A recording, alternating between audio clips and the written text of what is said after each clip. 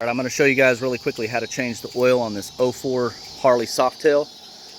First thing you want to do is look at the back peg, and if you go up underneath the bike, this is where you will drain the oil. So you need to just locate that guy. We're going to drain the oil, and then we're going to turn around, and I'll show you how I'm going to remove that oil filter in the front there.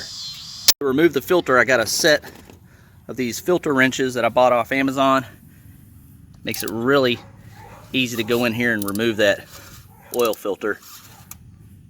The oil filter I'm using is a K&N 171C. Before I install this, I'm actually just going to remove this rubber ring. We're going to put a little bit of oil around it and we'll install the oil filter.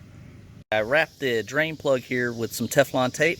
We're going to reinstall the drain plug, and then we're going to put our oil in the motorcycle. I'm ready to put the oil in the motorcycle using a 2050 synthetic from Amsoil.